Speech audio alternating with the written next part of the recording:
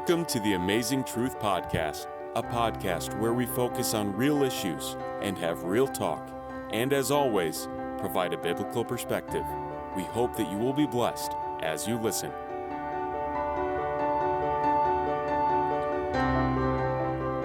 Welcome to Amazing Truth Podcast. This is the Amazing Truth Minute. This is the Amazing Truth Podcast. The Amazing Truth Podcast. Listen to us on Spotify, Apple Podcast, Google Podcast, and Stitcher. Like us on Facebook at the Amazing Truth Podcast. The Amazing Truth Podcast. Real issues, real talk. Today's Truth Minute is taken from the book of John, chapter 19, verses 30. And Jesus says, "When Jesus therefore had received the vinegar, he said, 'It is finished.' And he bowed his head and gave up the ghost." How do you know if you're ready to die? How do you prepare for that day and that time? Why are you afraid of dying? See, the reason why we're afraid is a quote by Steve Maraboli that says that cemeteries are full of unfulfilled dreams. Countless echoes of could have, should have, countless books unwritten, countless songs unsung. I want to live my life in such a way that when my body is laid to rest, it will be a well-needed rest from a life well lived. See, when you haven't lived your life well, when you know that you haven't fulfilled your purpose in life, it is hard for you to join Christ in saying, "It is finished." Think through your life, your process, everything you're doing, and say, "It is finished because I have fulfilled my purpose on earth." That is the Amazing Truth Minute. The Amazing Truth Podcast. Real issues, real talk. Welcome back again to the Amazing Truth Podcast. And we are at Season 3, Episode 2. We just recorded Part 1 of our amazing guest, Mr. Valmy Karemera from Africa. Let's call it from Africa, but he resides here. And this season we're talking about a purpose-filled life. Mm-hmm. What does that mean? So we've gone through his journey from 10 through the genocide, lost his parents, lived in Uganda, lived in Tanzania and Kenya, and then he emigrates to the United States and then passes through Canada. And we stopped when he was at 17, 18, 19 there. He's responsible for his family, taking care of his family, his grandma, and all these other responsibilities that a 17-year-old is doing or should do, whatever that is. So we stopped where his dream of going to med school to emulate his dad was crushed. Yeah. And I don't know, Ezra, I'm giving people this intro. They should have listened to episode. Well, I don't even know why you're doing that. Just tell them to introduce it by saying, "Go back and listen." And they will get the whole thing. But you're trying to be nice. So today we are back with Valmy, and we'll let him just say a word, and then Ezra and I will pick it up from there. Welcome back, Valmy. How have you been? How have you been? And I've been well. It's good to see you guys again. Mm-hmm. It's good to be back. Thank you for having me again. Okay, so let's pick it up from Valmy's one of the lowest moments. One of the lowest moments is he's grown up thinking and desiring to be like his father, wanting to go to med school. You know, he's lost both parents, but his dream of going to med school is crushed because of a misunderstanding that happens. So now, Valmy, where do you go from here? You know, your dreams are crushed. What next? Right. And, detours in life are great. They have amazing lessons. You know, we are an Amazing Truth podcast. And detours have amazing lessons. When you look at the children of Israel, they're taking a detour through a 40-year detour, you know. And I think when that happened, and when that crashing moment happened, I had to find something to that's where the resilience, I gotta stand and keep push. Even though I'm disappointed on this particular part, but you know what? this is not the end. And I think that's where I talked about having a tribe of mentors, having a community. You know, no matter where you are in life, it's imperative not just seek your family, but even people outside. Build a community of people who you don't have to depend on them, financially, materially, or anything, but just seek counsel. You know, and that's one thing I would advise young people. Be robustic in seeking counsel. Just go out, reach out to somebody. Hey, how would you do this? If you were in my situation, what would you do? Let me ask you a question, Valmy. I think what I'm hearing you say is your network is your net worth to some extent, right? That's a better way to put it. So let me ask you a question. Name 5 people, or either you can think of, if you're comfortable, you don't have to, who have influenced your life. Because you didn't have parents, you raised yourself, you're taking care of your grandma, but you seem to have had this parental guidance from people who are not blood. If you had let's even say 2 or 3 people that you can say that these people and how you met them and how that played out. You know, one aspect I didn't tell you about my story. There's a gentleman, his name is Gervais. It's a French name. After the genocide, I was in high school, and there was this government program to pay for all the orphans through high school. In Rwanda at the time, even to this day, I think, or even Kenya or many parts of the world, people pay for high school. So you pay tuition, school fees, and that gentleman picked up the tab and paid for me. Paid for my I remember at the end of every semester, I went to his house, and I didn't even mention what I needed.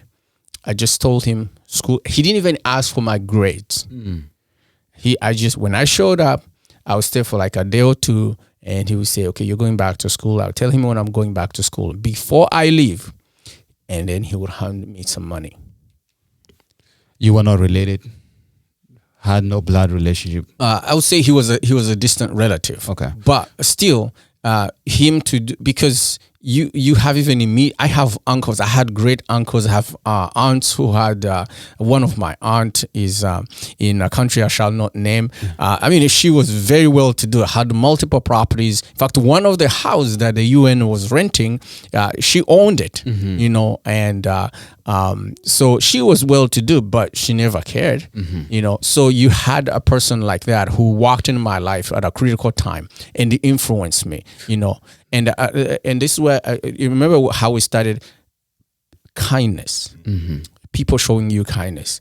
He did that to me, and then fast forward, where I am today. You know, I started working, started making my own my own means, and I called him back. I said, "How can I reward you for your kindness? How can I reward you?" So he told me things he wanted to do. We put together a plan, a proposal. We worked through, and you know, lest you forget your past, right? You will know where you're going. So, so this is one example. So you go back, you know, so how do you move on now? How do you pick up yourself? We're going back to support system. You're talking about your network is your net worth. How do you build it up from there now? So do you end up going to college? Where, how, and what? I had applied to several schools away from where we were living, and I remember my aunt saying, you know, how are you going to leave your grandma? And it felt like, okay, this is your own mother. Yes, she's my grandma, but she's your own mother as well. So now you're laying this responsibility on an 18-year-old rather than allowing me to fly. You know. But anyway, I ended up staying in the city, enrolled in college, and then a friend introduced me to the Bible. And throughout my life, I had never opened the Bible until that moment. You know, and so.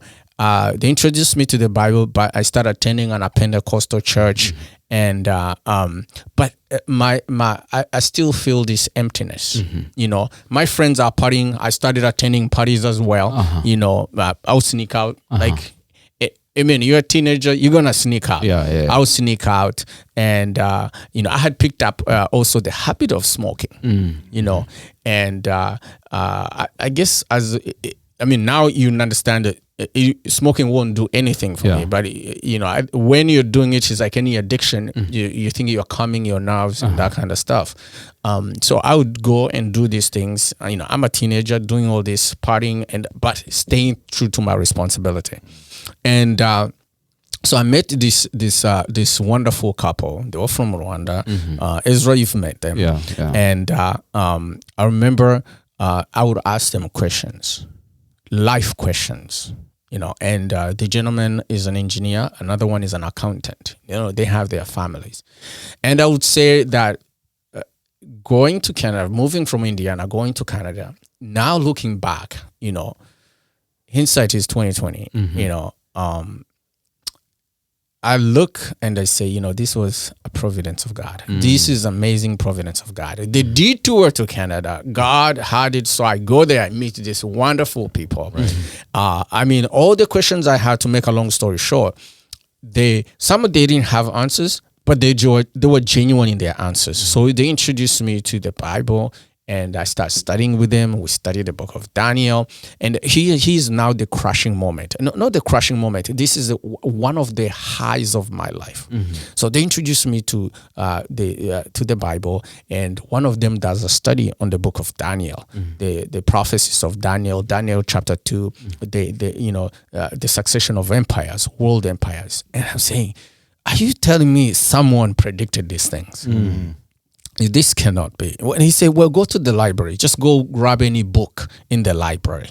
So any historical book, Encyclopedia Britannica, or whatever. So I go to the university library where I was attending college, and I go to the library. I go through. The way he's describing in the Bible, this is the way also history is describing it. Of course, the purpose of our podcast is to, not to describe. This is your story. This is your story. It's not about, is the Bible true or not? I'm just sharing for me. Your story, how your journey was. So I say, is there a God who can predict the future? So right now, Valmy, if I'm sorry to cut you, you are seeking to it's almost like you're still finding your purpose, and the question of God comes into the picture, because you're asking about death. You're asking about what's the meaning of life. You're asking, why do I exist? And part of this is you're meeting people who are challenging you in a worldview that you've never experienced before. Wow. So they're like, well, have you considered this? There is a God who can predict the future 500 years from now. So I said, well, I need to authenticate this. Is this true? Is it reliable? Historically, can it be true? Has these empires existed, and have they succeeded in such a way, in such a detailed way, that actually up to the point of strategic military maneuvers that some of these generals use to remove the other empires. And true enough, right there in front of my eyes, I remember sitting. As if it was yesterday, or as if it is today, sitting in the university library, and they'll say, if there is a God who can predict the future like this is the God I want to serve. Wow. So then, what questions come into your mind now? There's this Bible, there's this book that has authenticated kind of the things. What questions now flood in your mind? I know there's a question of death, but what else comes in your mind that you would want to seek answers for? And as you're answering that, I just want to echo from where we've come. You've lost everything. You're living a day-to-day moment. Then you're introduced into a concept of something or somebody who can talk about the future to the T, which is something that you don't have guidance, you don't have parents, you don't have anything. And it's almost like that void sounds like it's being filled. So this seems like, would you call that an aha moment for you? It's like, this is life-changing. So in science, they'll call it a eureka moment. This is a eureka moment. Suddenly the light come on. Look, there is a being that can describe the future to the exact precision, that if there is such a being who can describe a future to such a precision and details, this being is worth exploring. Okay. And it's my aha moment. I'm sitting in the library, and then my next step is I want to read the entire Bible. So I proceed to read the entire Bible. So I'm reading the entire Bible. Of course, I'm not understanding anything. I'm not understanding much. But I say, okay, whatever detail I can grasp from this, and that becomes one of the highest moments in my life, because I find the question of death being answered. that now death is not the end of everything. So remember, as we began our previous episode, if you don't know if you don't prepare how you die, you are not ready to prepare how to live. So now, wait a minute. Death is not the end of everything. If death is not the end of everything, that means my current struggle, my current suffering, whatever I may be going through, that means it's temporary. It means it has an end. There's an end to that. And even death, which you'd consider the worst thing in life, is not the end.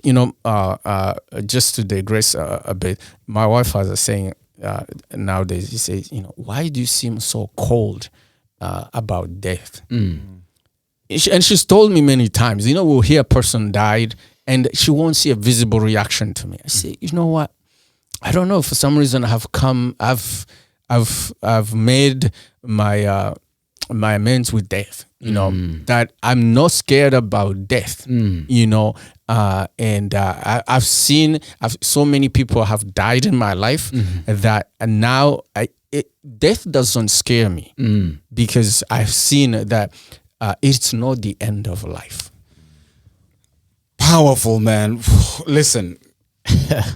Wow. You need to write a will, my brother, because you're scared. We've talked about this in the past, right? I like that. But this is a defining moment of finding yourself. Like you look at how losing your parents, the journey of resilience, the question of why is my existence in life, the revelation to it in your own journey, to a point today when your wife says, you seem very calm through this. It's almost like we've dealt here in this podcast with people who are like wrestling with staying alive, with the question, the concept of death. And that is why we're doing this. How do you find your purpose? That you don't go to the grave with unwritten songs. You don't go to the grave with undiscovered, gifts that you had. You don't, live a life of trying to extend it when your time has arrived because you've not lived your life. So how do you discover that? That's Valmy's story. He discovered it for it. I'll challenge you as a listener. Have you discovered your purpose in life, or you're just living? Valmy. So and here's there's this philosophical, I'll call it philosophical back and forth. Does purpose come before our existence, or does our existence bring out the purpose? Wow. Exactly. So how you answer you that? can't ask us a question and just go on. Let's chew on that. Right. Kenan, I can't go fast. I have respect over you. Does your existence bring out your purpose? Does your existence bring out your purpose? Or actually, it's the other way. Your purpose comes before your existence. What comes first? What comes first? Are you asking me? Yeah. Is it the chicken or the egg? Basically, the question. Personally, I'll go personal. I think my existence brings about my purpose, because as I exist, as I experience things, and through those experiences my purpose is built, and I define it and I change it every time, but I'm still the original purpose of my existence that defines the purpose. I'm changing it, but it still remains the same. So my experiences shape what my purpose becomes. That's just me. For me, I'm on the other spectrum. I think that my purpose comes before my existence. As a person who believes in the Bible and God, I don't think it was just an accident for me to exist. I think there was a reason why I am here today, and there's a timeline why I have to exist and for a certain purpose. And I think when I sit and I read stories of people through the scripture, you find that Samson was born because he needed to fight with the Philistines. Right. Moses exists because he has taken from Egypt to, the promised land, which is Canaan. So I think for me, and that's why for me, it's very critical to find my purpose in life, because otherwise I'm just living. You tell me, let's go here, I go. Let's marry this woman, I marry. Let's eat this, I'll eat, because I don't have a purpose in life. Right. But if Ezra, I think we're saying the same thing, because eventually you find your purpose. You're existing, or you're formed, but if you don't exist, you'll never find your purpose. So you're still, for me, my experiences help me find the purpose. For you, you exist so that you can find your purpose. So you see, we are marrying them together. It's never about us. You see what we've done. You see what you've done there. You set us on fire. But I think it's, as listeners, it's important for you to ask yourself: are you existing because you're existing? And the constant here is there's a purpose that needs to be found. If you die today, will we miss you, or will we cry after 2 weeks and then you're gone? Because it was just another person. The idea, and this is consistent with nature, consistent with reality. I mean, I'm speaking in this microphone. The person who designed and made this microphone did not design this microphone thinking, okay, once this microphone is in use, then its purpose will come to fruition. He had a purpose for it, and that's the way I also look at life.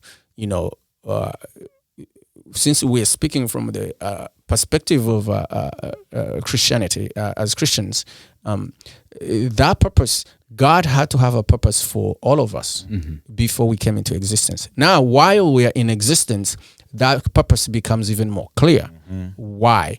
But our purpose began before we existed.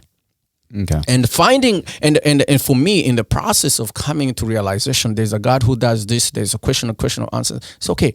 There is a God who created me for a purpose. Now, why did God make me then? You see, see now, that's deep theology. I think this talking about finding your purpose in life is becoming philosophical. Let us go to where we can relate the true stories, right? Sure. So, Valmy, you have this aha moment. Poof, you're in college. Where's your grandma? So my grandma is there. We're still in the same city. Okay. Yeah. So you discover this. How does life progress now when you come to this truth? Now you are calm. Your question of death, and perhaps this is the closure after losing your parents and everything. How does this change your worldview, the existence, the being, and the journey in life? So I think this. What are you studying in college, by the way, at this point? So this time I'm enrolled in a biochemistry program. Okay, biochemistry program. So at this point in my life, I think there is what I would call peace. Peace in my life, because finally the questions I have wrestled with for a long time. It doesn't mean I have all the answers. Yes. But I have peace, and I have come. I'm no longer restless. I remember several times my friends, some of them are still alive, some of them may listen to this podcast.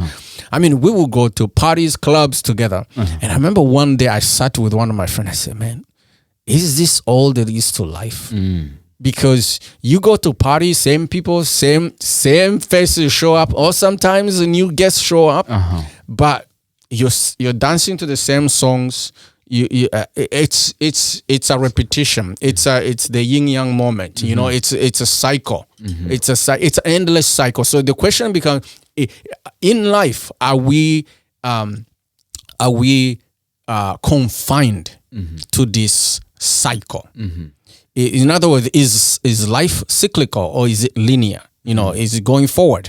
Are we just repeating emotions and events? So, and I asked my friend, is this all there is to life? And I remember that began the moment where I found no joy, no.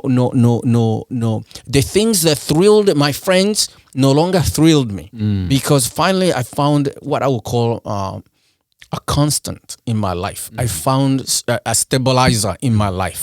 That those questions that have almost forever haunted me, now there is what you call maybe a closure, some sort of a closure, some sort of an existential understanding that, hey, life is actually different, and life is beautiful.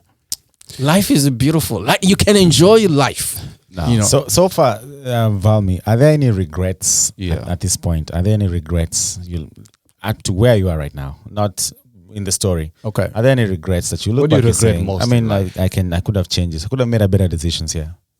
Definitely. I mean, there are places you think you could have made better decisions, but the way I have taken life is those are teachable moments. So really, if I won't say they are regrets, I would say those have been actually teachable moments for me, rather than things I can look back and dwell, man, I wish I'd done that. There's stages in my life where I looked back and wondered, what if I went to the left rather than the right?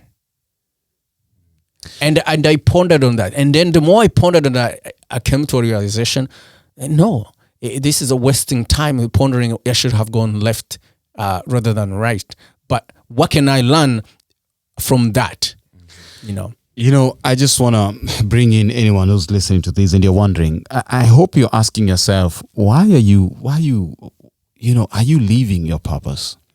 I think the most, and I don't want to diverge this to me, I think my aha moment is when I had my car accident. And I'm lying there in North Memorial and my folks come and they look at me and it's the first time in my life I almost see tears in my father's eyes, and that's someone I've never seen cry, and the doctor says, this could have been worse, and it goes through the spiel, and I'm sitting there, I'm like, man. And I remember that time I was also, partying and doing everything. I remember the only song that came to mind was Why Me, Lord by Shaggy. Like, why me? Like trying to find myself in that very act, in that very moment. And I think most people, and I want to speak to the young people, is that there are things you're brushing, there are voices you're hearing, there are questions you're asking yourself. Those are not questions for you to suppress. Those questions are there to help you to define and find yourself. You might not have the answers right now, but if you need a mentor like Valmy, you need, what did you call that book again? Tribe of mentors. Tribe of mentors. Yeah. Tribe of mentors, right? Find those mentors, people who you look up to.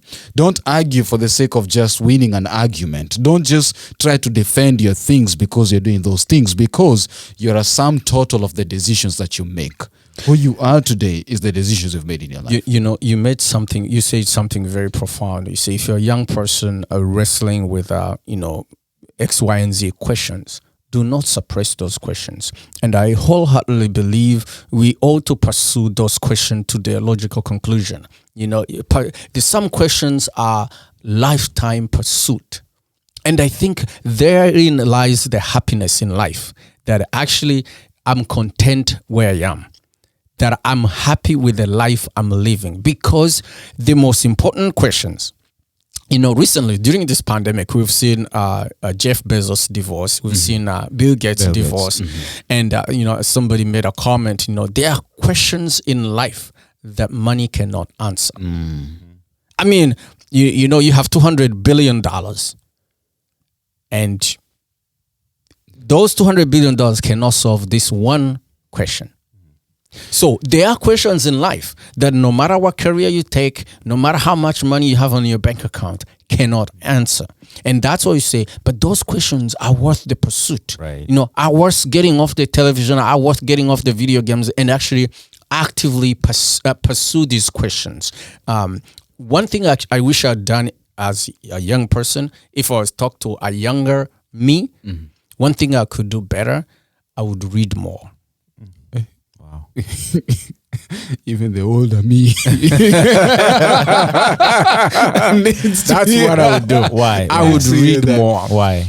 Because I have come to find that you engage different people, you engage different life experience, and certainly some things become clear. The conversation with Tuesday with Maury, this dying teacher, saying, if you're not prepared to face death, you're not prepared to live. So the question is, how many people, if you could ask in the world, how many people are prepared to die? Not many. Not many. So then the question, are they prepared to live? So when you do those reading, it allows you to see other people's perspective on life.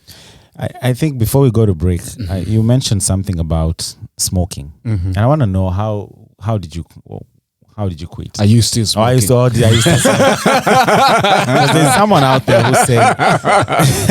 because there's someone out there who's saying I don't drink, I don't smoke weed, I don't do this, I only smoke cigarettes. So, and it's a vice in itself. Sure. It's harmful. So how did you smoke? And that's a good question, because I never smoked weed. I never drink. I only smoked. And that's the strange things. Usually the combination is that you drink and smoke, but I was only smoking.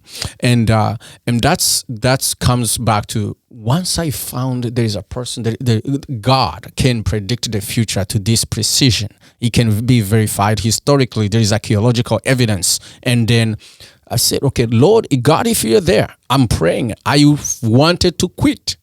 many times because it was costly, not only financially, but also my health and that kind of stuff. And literally, I got on my knees for the first time. I said, God, help me quit. I still, it was December 2014, I believe. December 4th, 2014. December. I forgot the exact date, but it was December. I got on my knees. It was in my little apartment as a college student. And when I got off my knees, I never touched a cigarette since 2004. Wow. Wow, that's amazing. And so sometimes at the lowest points in my life, even subsequently, what I would call really minor moments, lowest moments, I go back to God, if you could do that for me, because no medication, no treatment you can go through that can give you power to quit. People talk about self-will, the power that you can do this. Self-help books, but addiction is bigger than that. Whether it's a drug addiction or alcohol addiction or sexual addiction, pornography addiction, whatever addiction, because your brain is rewired, and that's what happens. Our brain is rewired. So if you change the structure of the brain, you change its function. And when our brain is rewired, and so you can imagine the neurological functions change. And so that's why it's so hard to quit addiction. It becomes the essence of who a person is. And that's where I realize there is power, the power of God. The power of God to transform our lives. And if God can do it for me, then he can surely do it for me, anything that I can ask him to quit, to stop. And so if a person is addicted and is listening to us, that's what I would encourage. Seek God's help first and foremost. Yep. Now you have it. That is Valmy's journey. That is his story, how far he has come. Again, if you're joining us halfway, lost parents at a young age, relocated couple countries, became a caregiver for the grandma, making decisions in life, asking tough questions. And here we are. He has found his own answers to those questions. We're going to take a break and then we'll be right back as we pick it up and start winding up from there.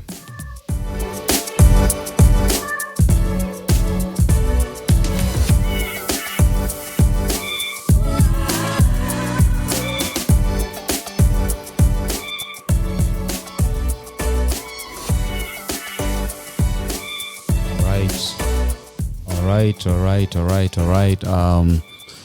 Thank you guys for tuning in again for season 3, episode 2. We are continuing with the journey of purpose-driven life. How do you find your purpose in life? And we just want to let you know that as we went for a break, as you all know, we missed the month of May. We didn't have much to do because we had to, reflect on what we had. So as we come back in season 3, this is Amazing Truth Ministries, and the podcast is just one arm of it. So you'll be seeing more greater, better things, and we want you to be part and parcel of this. So your journey, your story, something you want to share that can uplift and bring joy to a dying world, hope to a hopeless person, this is the place to be. Hit us up at amazingtruthpodcast.org. Send us an email at amazingtruthpodcast@gmail.com. You can follow us on our in our handles, Instagram, same name, Instagram, Facebook, Spotify, all same names. So find us there, link up with us. Question for you, Ezra. So you're saying there's a name change? It's a growth. Okay. It's not a name change. It's a growth. So we are the Amazing Truth Ministries. What are we going to do? We have a couple of things lined up. Not only the podcast, of course, is a good place to start. We already started talking about support group for people who are struggling with whatever challenges they're going through. We're talking about serving the community, getting downtown every now and then, and providing meals to people on the homeless. And we can do that in a podcast format. Right. So there's plenty of opportunities coming up for you. And, get a t-shirt. T-shirts are coming out. Get a t-shirt, get a plug. We'll check our website. You can register for our event so that we can be out and change the community, give hope to a dying world.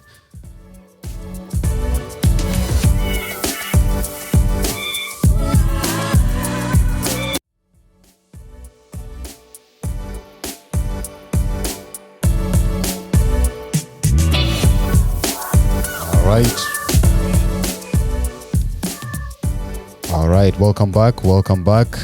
Excited to start winding up, Kenan. Start winding up this episode that we have been doing with Valmy.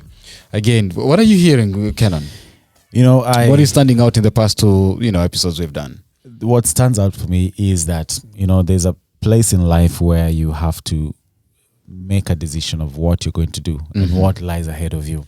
And one thing also that stood out for me is that, all these episodes we've done, there is a moment where our guests have had aha moment with a higher being or with God. For him, it was that in his apartment when he decided to quit. And so there's a point in life where you have to pause and say, I need to change. Where the decision is personal. Practically make that decision. Yes. It resonates with you personally, and you move on with it. Exactly. It's not because I read this book. It's if I can go back to the previous season, I saw that night he wakes up and it's like, I this thing has to go. Dan Cole, when he's lying in hospital and the nurse asks him and says, what are you doing? And in that voice is like, I just need to stop this. If I can go back to, Victor and all the guests who have come, like everybody has a moment in their life where they have this aha moment where they make that decision. A life-changing moment. Yeah. And I think as a young person and any person who's listening, you have to come to that point and make that decision for yourself. That was me. What stands out for you? See, you made it make sound like it was ours. That was my own.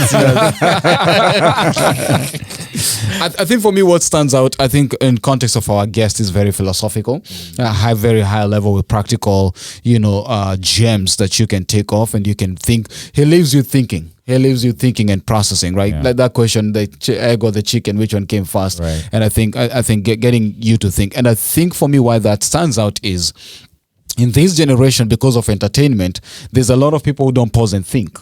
They're very instantaneous, spontaneous. You want food, you go to a fast food. You want to fly fast, you go to the fast lane at the airport. You want to read, you put audio. Everything is very fast paced, but there's no that reflective piece in it. So what stands out to me is that when it comes to defining and finding your purpose in life, it can be made just where you're not intentional, reflective, purposeful, for you to sit and think, how to make those decisions in that purpose in life. So let me ask, let's jump in. It's not about us.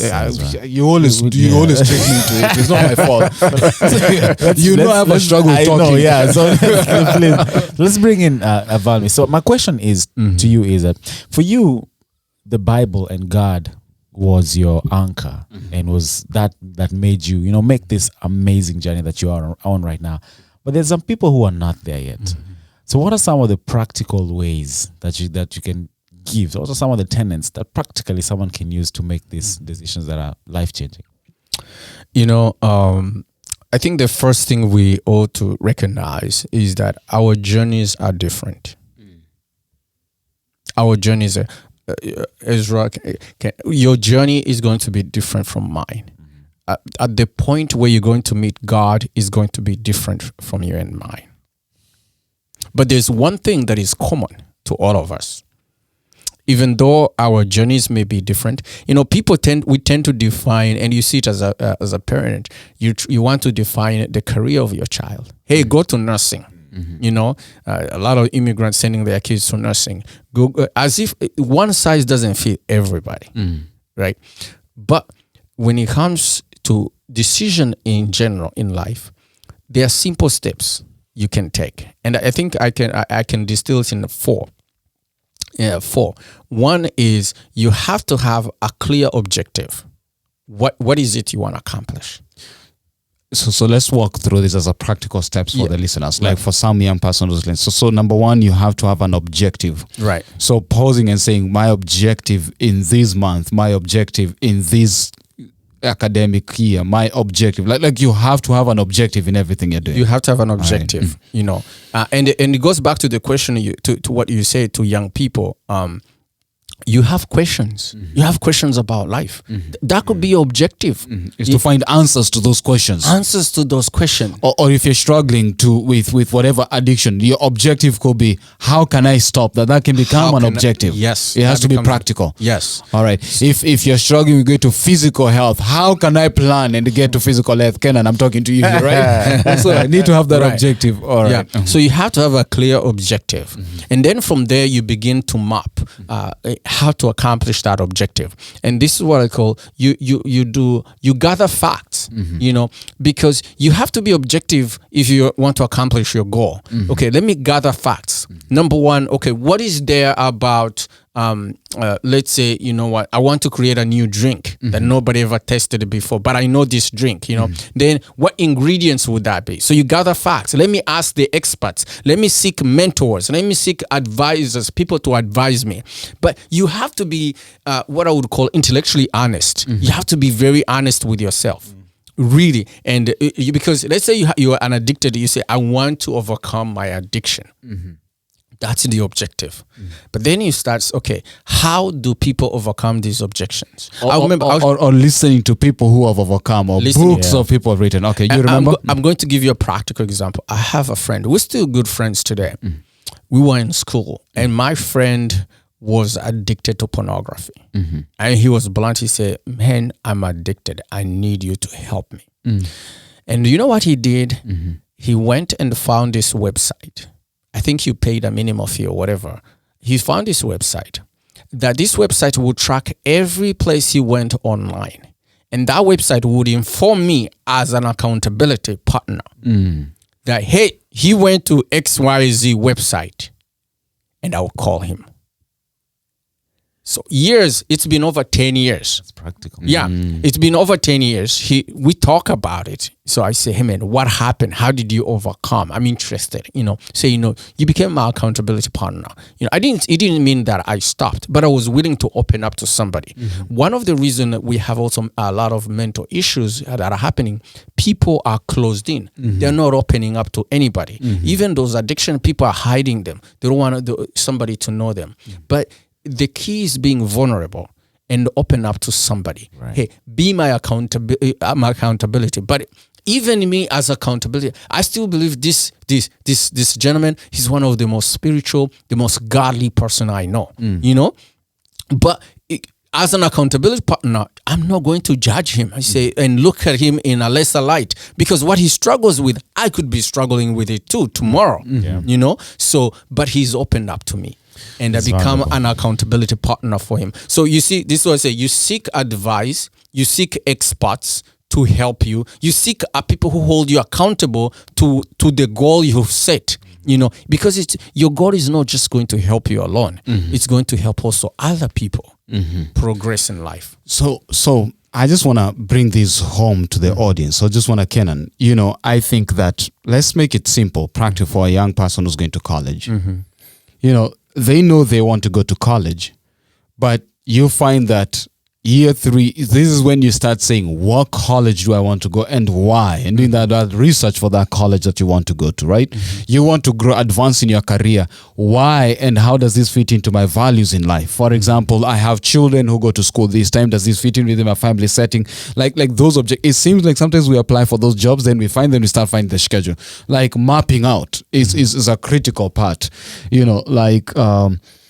and I think one of the struggles, I can speak to myself, I mean, Valmy and I have lived together and stuff, is I think that the hardest part in life when we talk about purpose-driven life is simply because everybody wants instant answers. Everybody wants to know where they'll be 5-15 years from now. And when you're not getting there, you get frustrated about that. And when you've not defined who you are yourself, people define you, and now you have to live and fit in a certain cocoon, then you get depressed, you get frustrated. So taking control of your life, being in charge of your life is a practical step. So number 1, create an objective. Number 2, map it out. Okay. So seek, gather the facts. Okay. And gathering of facts, including seeking experts in the field. If let's say you're choosing a college, why should I go to University of Minnesota versus University of Houston? And then there's a distance, there is scholarship involved. All these. Tuition. So you weigh.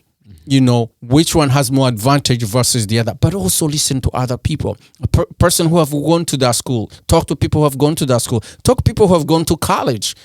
What is it like living on college campus versus, a lot of young people who go to college these days, they want to get away from home. But have you considered, especially if you don't have full scholarship, have you considered the cost of staying in the dorm where you could have stayed home with the free food, free everything, really staying home, and you just focus on your school? So many young people don't consider that as an expense down the road, especially when they have to pay for the student loans, to pay back those student loans. Okay, so and then gather the facts, and then second is so you gather so you have a clear objective, gather the facts, and then number 3, you have to have a worldview that you evaluate those decisions based on. So you need to have a worldview. Yeah. Listeners, listen, we told you we are coming back better, stronger, better. This is highlight. This is practical. This is intellectual. We're not here just to get your emotions riled, but we also actually want to see you actually successful in life. Right. We want to see you actually successful. So I hope that as you're listening, you're thinking through your life. Do you have objectives in life? Do you have goals in life that you've set? Have you thought of people to talk to about those things? And are you mapping those out? How do you get there? I'll give you an example. I have a brilliant friend. He's an aerospace engineer, and Valmy, you roll with people. Me, I'm rolling you're my friend. Rolling with what? Out of who? You see, we need to take this advice ourselves. I think with rebranding, I should have rebranded my friends too. Are you trying to say you want Valmy to be a co-host now? We'll talk later about. But yeah, go ahead. I did not come to create friction. Oh man, it's all good. It's all good. I bring laughter. I mean, he's a very good friend of mine, and he's a brilliant guy. I know that guy, by the way. And Just saying. And I remember one time he was accepted in a PhD program, and he had a scholarship from one of top government institution to pay for his entire doctorate program. But one of the things they wanted him to study was the use of laser in conflict, in a war zone. So being a Christian, he asked himself, look, I'm going to contribute to the formation or to the usage of laser to kill people, basically. So he had to quit the program. I don't think I know that one. The reason I share this is because he had to weigh the decision based on his worldview. Yeah, he doesn't believe in killing people for whatever. He's a pacifist, what you call a pacifist. So if I study this, even though they are, my way is paid all the way, and I want to get the doctorate, I want to get this PhD. So he decided not to do it for that reason. So that's what I mean by having a worldview. And for us who are Christians, you use that worldview is to basically have a biblical worldview. Okay. Yeah, for us who are Christians. So assuming there's someone who's listening to this podcast who doesn't have those values, and because the audience, everyone listens, right? Sure. So how do you? So the essence, you're saying that everybody needs to develop however they create their worldview, they need to have some principles that guide and help them, because there comes a time. What is making you to choose this job over the other? Do you have values that this job is going to affect, and how do you do that? I think the unfortunate part is that maybe we just need to even talk about values. What is values? How do you create those values? How do you standardize your values? Right. Because I had a conversation with a young person, and the young person told me, "Yo, Ezra, I want to pierce my ears." And I was like, cool. I mean, so, and then I asked them why. And they're like, it's cool. It looks good. It looks beautiful. It's like, I see people and stuff. So they're grown up they're never there. They've gone through college, never done that. So they asked me and said, why? They answered that. Then I asked them, is that how you make your decision? They said, what do you mean? I asked them, if 10, 15 years from now, prostitution becomes the thing that looks beautiful, everyone is doing, and it looks cool, will you do it? And like, no, I can't do that. I say, why can't you do that? Because it's not, it doesn't feel right. It's not. And then I said, But the reasoning why you're doing this right now is not because it's not right or wrong. It's not your worldview. It's because everybody else is doing it. It's not your own decision. So the things that we do, they're not necessarily wrong or right, but how we got to that decision making is going to influence how we make every decision in life. And Ezra, what you're raising is a critical. It's a critical aspect of a decision making, because there are mental decision, there are emotional decision, there are different types of decisions people make, and some of the hardest decision to overcome are emotional decisions. I just like it. It looks good on me. It looks good on. He's cool. So it's hard to. He's cute. That's why to be honest, to be rational, to really progress better in life. We're talking about now the quality of life. To have a better quality of life, you have to have a system of decision making that when a person comes and challenges, there are reasons you have made it. I like it. It can't just suffice. You see, because someone can say, I just like to kill people. Now we're getting to the ethical parts of life. The ethics of life can also come in, because he's killing, okay, but I like it. How would you stop me from killing? Right. Or your loved one is in hospital and they want to, plug off the machine so that they die, and your philosophy, how do you make that decision that very moment? So that's, as a young person, I think it just begins simple. Be honest with yourself. That's where it begins. Be really honest with yourself. What is it you want to accomplish? What are steps you're going to take to get there? That's why if you take your journal or you take a piece of paper, map it out. We're talking about practical. Step 1, step 2, step 3. I remember several years ago when I was in college, they used to give us this calendar, and you would write in all your courses, what time they are, when their exams are going to be. That's your roadmap towards the finishing the semester. But the interesting thing about that is that people go to college to get a job.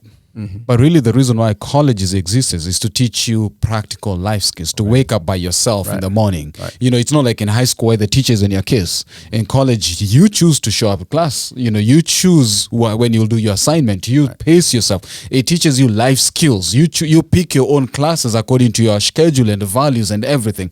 But most people will come and say I have a 4.0 but don't have life skills that they can use in life. And I think what both of you are saying is that you still have to find who you are, yes, and find what works for you, and that's the worldview, right? You have to have the foundation of the worldview. That's the foundation of the house. You can't say, you know what, I'm going to live in a house and it's just only the rooftop, but it has no foundation. The worldview is the foundation, and then you build from there, and even the decision making. Because here's the critical thing. How we develop our decision making in life, especially in the young ages, in teens, in 20s, that's how we're going to make decisions in our 30s, 40s, and 50s. So beyond just going to college, understand that I'm going to college to learn, not only to graduate and I go work 8 to 5, or I get 12 payments in a year, Understand that you want to find, how can I improve my life? It's not about that paycheck. It's not about that paycheck. It's not about just going to work 8 to 5. It's not just having a title behind your name. Because you'll be surprised how many people have several titles behind their name, but they can't put 1, 2 together. That's true. And so, and if I can finish this quick note, you have to, as a young person, as you go to college, as you do this, develop a habit of refining your decision-making system, because it's going to impact you. I saw it. Ezra probably can attest to it. I saw it when I was making key decisions in my life. This is a post now. My grandma dies down the road in 2000, I believe, 7 or 6. She dies, and again, I'm by myself. Now, I have to depend on those experts, what I call experts, to help me through life. But if I was not open to them, if I was not, I laid all the facts, check my blind spots. Do I have blind spots? That's why I say the system of I like it will crumble when put into it will test. crush you.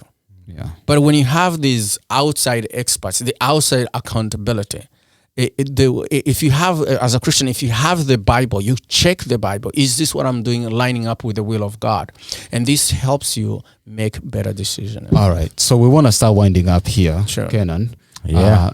Today we are talking less coincidentally, but but let's. I just want to anchor these on a couple of things. One is, I want you to pause as you listen to this podcast, and I want you to ask yourself these following questions. Who are your friends, and why are they your friends? In other words, the question I'm asking, what's your worldview that you use to choose your friends? I want you to pause and ask yourself, what career are you in today, and why are you in that career? What if the why that you answered, if let's say it's financial reason, was crushed? Will you still stay in that career? Or will you have to change it because of that? I want you to start thinking and processing through every decision you're making. If you are choosing tonight to go out and party, why are you going? Is it because your friends asked you, or is it because it's a key decision that has a positive, whatever it is? How do you arrive to that decision? I am going to stay home today versus I am going to go out partying versus I am going to go to this college versus I am going to have you as my friend, inner circle versus outer circle. How did you arrive? In other words, what is your worldview? How are you making those decisions? Because that will set the tone and the stage for laying the foundation of your success in life. Kenan. So yeah, I mean, we've shared a lot. I think we, as young people, I know we've focused on young people here, but let's bring everybody right, in yeah. now. But for young people, it is at that point where you have the ability to kind of shape where you're going. Mm-hmm. You know, you still have a lot of years ahead of you. Some of us, you know, but still, for everybody, find what works for you by looking at other people and making decisions for yourself. Because you can say, I'll look at Valmy and, he's a jewel, I should follow him. But still, look at people, get those mentors, but still make your own decisions. Right. And whatever material, whatever mechanism you use to make that decision depends on you. For Valmy, it was God. Mm-hmm. For some people, it will be that mentor. Uh-huh. So find that avenue that allows you to make that decision for yourself. And then once you have a worldview, Mm-hmm. take those steps. Mm-hmm. Be practical and saying, I'm going to University of Houston to study this, Mm-hmm. and do it. Be practical about what you're doing, because remember we started with names and Valmy and why he said he wouldn't change that. He wouldn't change it. So don't change your name or change if it's actually dragging you down. Right, don't maneuver through it, sink with it, go with it, swim with it, and just because your name is who you are, and mold yourself with that. So as we wind up, I want to get parting shots for. I want to bring Valmy in as we wind Yeah. up, but I want to say this as we wind up. Somebody told me this. Somebody said that there is, can, and will only be one Ezra. Other people might share the same name with you, but they can never be you. Can never be you. They can never be you. And they told me nobody can even change you.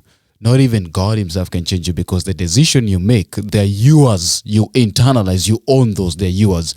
So I'm going to ask Valmy this as we part, as a parting shot for you is, you raised yourself pretty much. You had the support system of the expert, the mentors, the people who adopted Brace. You know, we haven't even scratched the surface, because I know you. I know there's a lot of things that we've left out that I think would have been valuable. But let me ask this question. You're a parent. Mm-hmm. You're a husband. You grew up without your parents. Mm-hmm. What would you do different to your children, having walked that journey by yourself and your wife? That's a very important question and interesting. I think one thing I missed growing up was having just that parental love. Mm-hmm. But at the same time, and that's the beauty and the amazing thing about God, He brought in people who became parents, and they never denied me anything they gave to their children. To this day, I call them mom and dad, because of just the amazing love they poured into my life. And they've been critical in every major decision I've made in my life, and they were there, and looking back, I'm just grateful. I'm grateful. And today I sit here, I'm in my late 30s, and I can say I am truly grateful. I'm thankful. I think I've had an amazing life, amazing, interesting life, but it's been amazing and fulfilling. And I'm very happy where I am. I think where my life is today. And looking at my family, my wife, my children, the greatest thing I can give them, or what would I do different? I think I won't say something to do different. I think if I can do it more, it would just to be there for them and just give them as much love as they would deserve. Growing up and remember that they had a parent who loved them. One greatest memory I have of my mother is looking at my mother sacrificing for myself. How to the length she would go to make sure that all is taken care of me. And that has forever stuck with me. So if there is anything I can do more, not different, but more, it will be there for them, show them love. Now, this podcast will be here for a while because we are saving it, we're putting in the cloud and stuff. If we don't wish, we don't hope, we don't pray for that, but one day if you're not there, what will be your parting shots to them if they have been listening these many, many years, or even for your grandkids? Right. What would you tell them? Talk to them. Talk to them. It would be exactly like the lesson I've watched my mother or even my now adopted parents do is what children remember is the time you spent with them. Is I want them to remember that I spent time with them, that I love them, and that their sacrificial choices I made for them to make sure that they thrive, to make sure that they're happy, and to make sure that when they too grow up, when they remember their childhood, they remember it as a joyful moment in their growth. So you want to be there. Now, Lael and the sister, just want to say this to you. We love you. Valmy, thank you. Shout out to your wife for allowing you to be here with us today and be part of this. I think amazing wife. Amazing wife. One thing I'll say is that I just want to say thank you to them for softening you. I've lived with you. I can see how you're blooming and growing, and it's amazing what family does. So that is it, Kenan.